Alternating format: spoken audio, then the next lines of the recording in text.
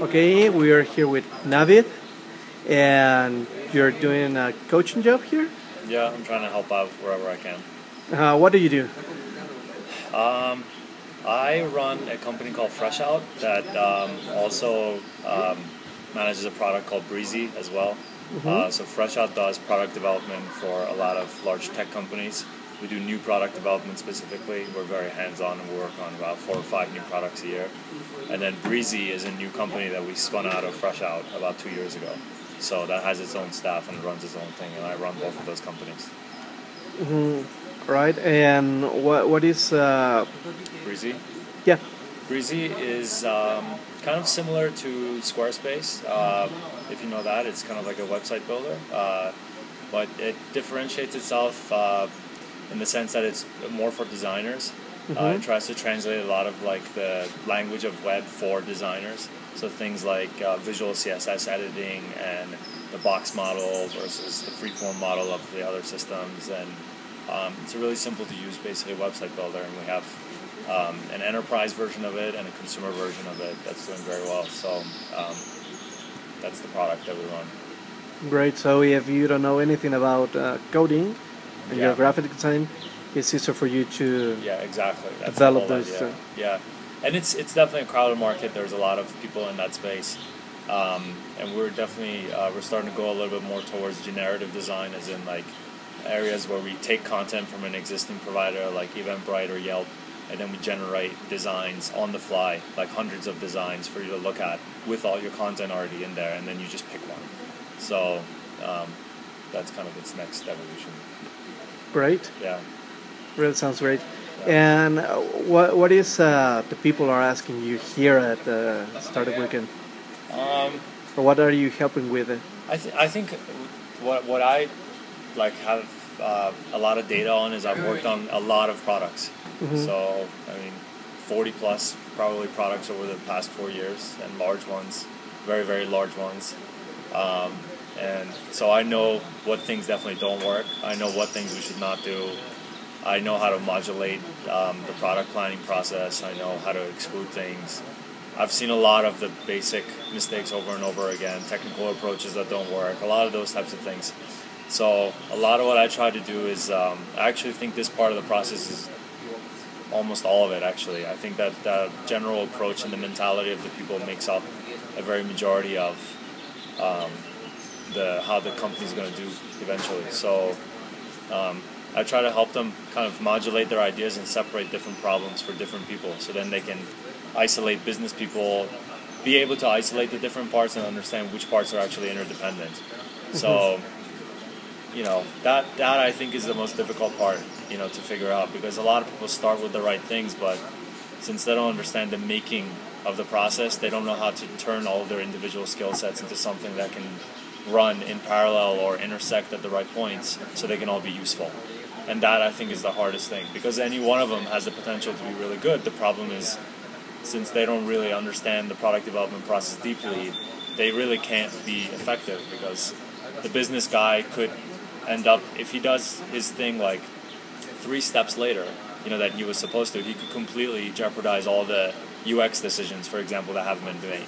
Or if the UX designer doesn't know, you know, what the back-end designers and the back-end developers and the rest of the team is doing, they can really kind of jeopardize things. Or more so, they can just kind of streamline the whole process to be able to actually make things so they work in a nice sequence that is represents the real actual flow that should be present in product development, rather than just the way that people work. You know, it's like, I came up with this thing, or I want to design, so that someone designs. And someone wants to do a logo, and then they do a logo. And then someone wants to do data, and they do data. But really, they don't respect the sequence that needs to exist there. So I try to get that idea across. And that sounds kind of, at first, messy, but it is also difficult. It's once you understand how to, you know, it's kind of like a building or anything like that. It's like you don't go and pick the veneer for your cabinets or something first thing, you know, it's just stupid. You just don't do that, you know, and it's that same thing, but because it's digital, a lot of people don't understand the sequence that they need to respect in order to do their work. So they just run in this random space and they jeopardize different components And with the teams like this that never work with each other, it only aggravates the problem to become that much worse. So even people that work well together, they can't even respect the sequence. So,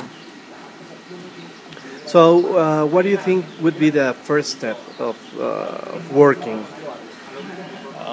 I'm a believer of like a lot of good fundamental knowledge. You know, I think that people that jump into things that think that they should just hit the wall until they get something right, I don't believe in that. I think that a lot of people should probably spend time, like the guy that knows how to wireframe, he should be wireframing, you know, and if he doesn't know how to wireframe, he should learn how to wireframe. So I think if you have the fundamental knowledge, all of you do, you're at a good point, and then you should be able to understand how your work integrates with everybody else's, and then you sit down with them and you start to say, okay, you know, generally this is the workflow of the user. I start with workflows. So I think if the workflows are there and the user goals are there and the general functionality of like the idea of the user stories are there, if the people are advanced enough, they can modulate their work really, really well. If they're not, they shouldn't be doing anything. They should be learning the fundamentals. Where we can find these fundamentals? Where you think we can find the problem is that product development is complicated. So even if you find some pieces of the fundamentals, a lot of it is experience. You have to spend time doing stuff, you know.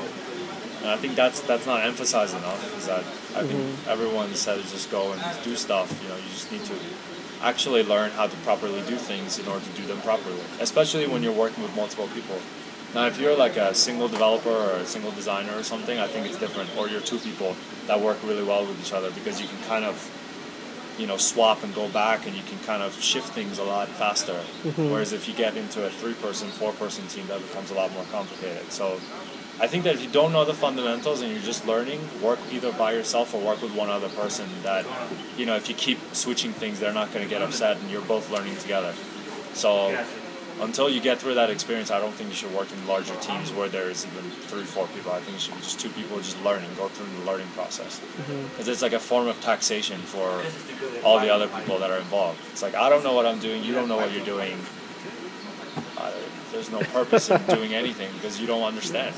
You're engineering, but you haven't engineered anything before. So why are you engineering right now? You should just sit down and learn some things. With the teams here, have you seen something that, you know, grabs your attention, or you say, these are doing great, or this could be a good idea to work with? I don't really care about the ideas here because I think that's kind of irrelevant. I think what they should be focused on is just learning how to build things, you know, because that's really the core thing, is going through that flow really quickly, because this idea might work, another one might not. I think the teams that will succeed are the ones that utilize the different coaches in the right way, because the truth is that if you don't know at which point you're kind of going wrong, and to be able to do that very quickly, within 2 days, there isn't enough time. So if you go sideways for 8 hours, you've already jeopardized your entire project, you know? So I really think that that's what I would focus on. I really believe in the process. And I think that everyone here should spend more time learning about the process before they come, and spending more time in recognizing when they're going really off, or having someone that they're asking a lot of questions with, so they can detect that earlier, because they don't have that much time to go sideways on. So you think spending time learning the fundamentals will help a lot. Yeah, and should be a kind of a prerequisite. Yeah, I think it'll help them a lot. I think there's still people read all the wrong things, you know, and they think that I should just do stuff. And, you know, I think that there's just, like, web engineering has gotten very complicated, you know. It's not even though the tools are plentiful, doing it correctly and doing new things correctly is not a simple thing. It's nothing you can just kind of get up one morning and within 8 hours you can finish something. You know, the people that are building these tools have been building them for a very long time, and they're very senior. So if you're trying to build something that competes with one of them, you just can't make that leap in 6 hours, 8 hours. You just need to go and learn. Just like any other field, you know, that exists in the world. Right? Right. Well, thank you very much, Navid. Yeah, sure.